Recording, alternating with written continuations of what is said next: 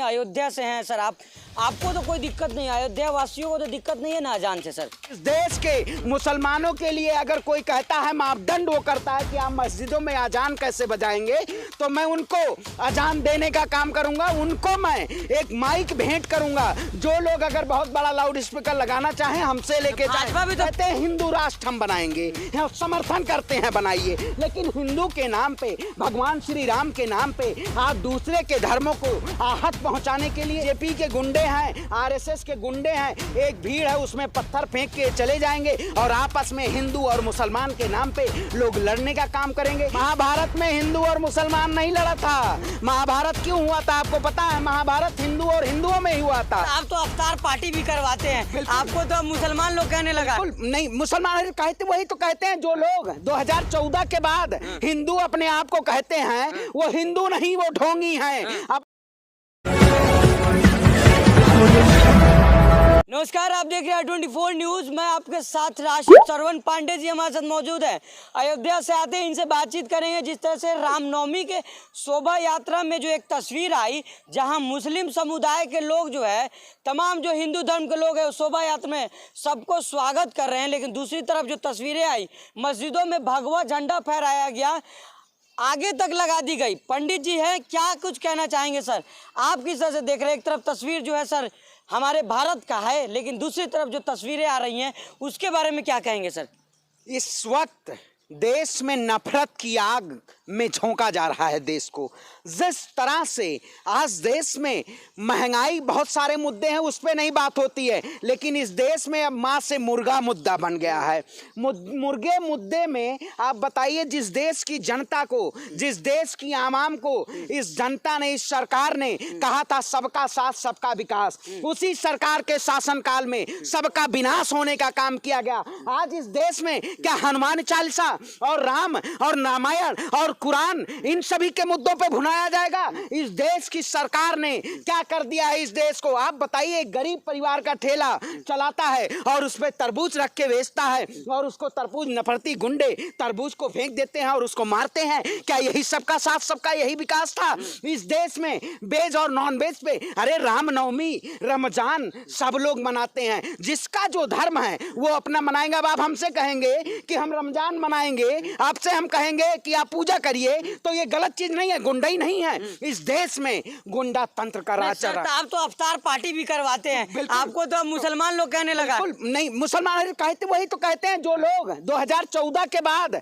हिंदू अपने आप को कहते हैं, वो हिंदू नहीं, वो ढोंगी हैं। अब ऐसे हिंदू का हमें क्या करना है? जो वहां पे सीतापुर में बजरंग मुनि की अभी गिरफ्तारी नहीं हुई है, वो चोले के पीछे उनका गुंडा तंत्र चलता है, जो कहते हैं मुस्लिम महिलाओं के साथ। आखिर योगी आदित्यनाथ जी से पूछता हूं, अभी तक उनकी गिरफ्तारी क्यों नहीं हुई? उनको गिरफ्तार क्यों नहीं किया गया? इस देश की जनता को नफरत की आग में झोंका जा रहा है। मैं कहता हूं, आपसे पूछना चाहता हूं, आप कुरान की जानते होंगे आयत? कितनी आयत है कुरान की? कितनी आयत है आपको पता है? हमें नहीं, हमें पता, आपसे बताइए ना। तो इसीलिए भारतीय जनता पार्टी के लोगों को ना रामायण के बारे में पता है, ना गीता के बारे में पता है, ना हनुमान चालीसा। इसीलिए तो लोग मुसलमान कह रहे हैं। नहीं, देखिए, हम पढ़ेंगे। इस देश में अब्दुल कलाम रामायण भी पढ़ते थे, बाइबिल भी पढ़ते थे, गीता भी पढ़ते थे, लेकिन भारतीय जनता पार्टी के लोग, वो जो सामाजिक सौहार्द की बात थी, वो जो समाज में न्याय की और एक एकता, अखंडता और संप्रभुता की बात थी, उसको तार तार करने का काम किया है भारतीय जनता पार्टी।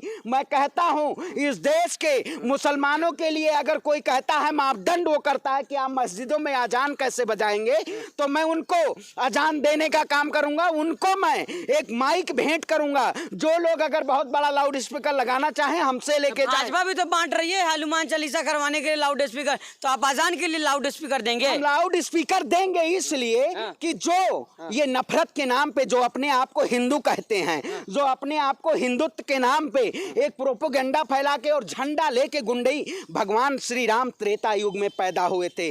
भगवान श्री राम सबके थे, वो ना हिंदू के थे न मुसलमान थे, वो सबके थे। और उत्तर प्रदेश के हमारे मुख्यमंत्री जी कहते हैं हम राजा हैं, हमारी 24 करोड़ जनता है। आखिर आपको उन 24 करोड़ जनता के लिए, उस गरीब परिवार के लिए जिसके ठेले को धक्का देके और जहां मस्जिदों में झंडा लगाया जाता है, आपकी आवाज क्यों नहीं आती है? आप स्पीकर देने की बात कर रहे हैं, यहाँ तक कर्नाटक में कहा जा रहा है कि प्रदूषण हो रहा है, इससे आवाज मापने की मशीन लगाई जा रही है, उससे ज्यादा अगर आवाज होगी तो उस पर केस फाइल होगा सर। गुजरात में चुनाव आ गया है ना, गुजरात में चुनाव था तो कर्नाटक से हिजाब का मुद्दा लाके उत्तर प्रदेश में भुनाया गया। अब गुजरात में चुनाव है तो वहाँ अजान का, इस देश में क्या आप बताएंगे कि हम कब मंदिर जाएंगे, कब हम खाना खाएंगे, कब हम पूजा करेंगे, कब हम अजान करेंगे? अरे रघुकुल रीत सदा चली आई, प्राण जाए पर बचन न जाई।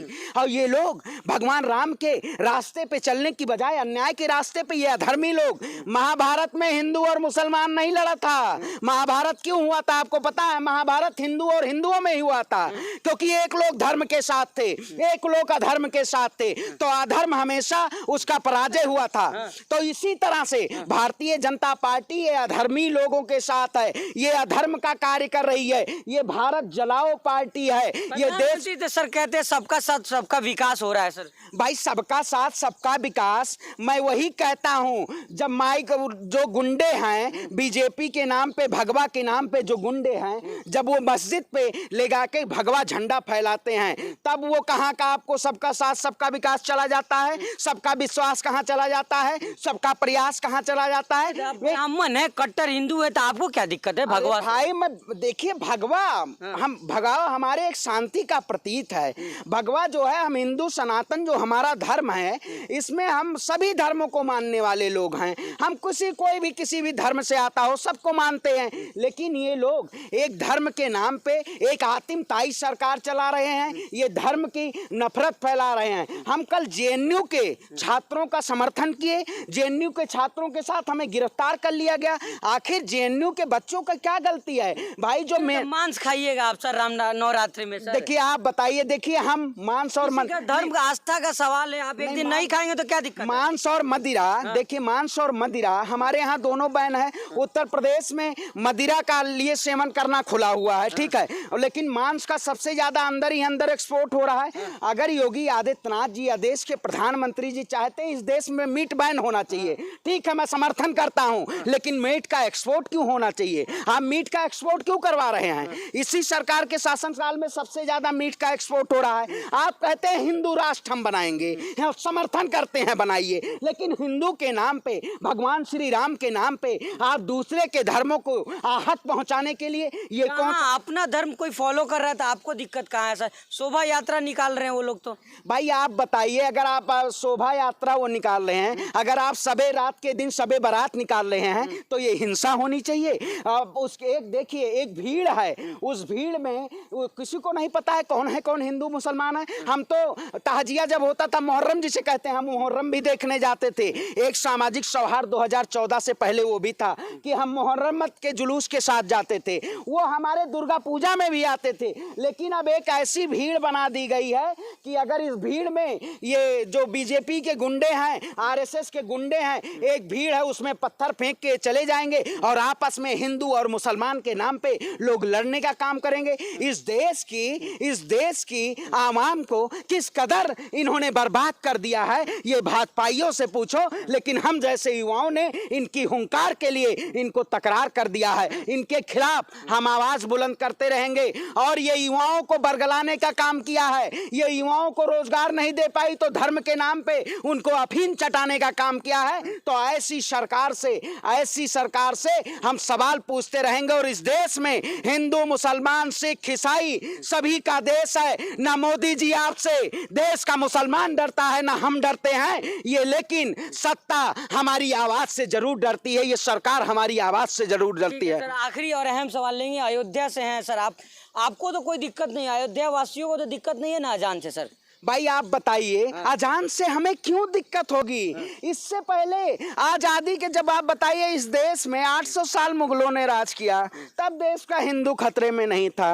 180 साल अंग्रेजों ने शासन किया इस देश पे, तब देश का हिंदू खतरे में नहीं था। 60 साल कांग्रेस राज की, तब इस देश का हिंदू खतरे में नहीं था। अरे देश के प्रधानमंत्री मोदी जी 7 साल में आ गए, ये कह रहे हैं हिंदू खतरे में है। अरे इनके शासनकाल में हिंदू सबसे ज्यादा खतरे में हो गया है और भारतीय जनता पार्टी सत्ता पे बैठ के ये मूक बधिर बनी हुई है। मैं इन देश के प्रधानमंत्री और गृह मंत्री से पूछता हूं कि आप जवाब क्यों नहीं दे रहे हैं? इस देश का सुप्रीम कोर्ट और जज कहां सोया हुआ है? आखिर क्या इस देश में कुंभकर्ण की नींद से सरकार को जागने की जरूरत है? ये सरकार, ये लोग सिर्फ मतलब आपके हिसाब से सर ये गलत हो रहा है, यही ना? बिल्कुल गलत हो रहा है, क्योंकि जिस तरह से जिस राज्य का राजा झूठा और पाखंडी हो जाए, जो बाबा चोला पहन के बहन बेटियों के प्रति अभद्र भाषा का प्रयोग करे, राम के नाम पे लूटने का काम करे, राम के नाम पे हिंदू मुसलमान का काम करे,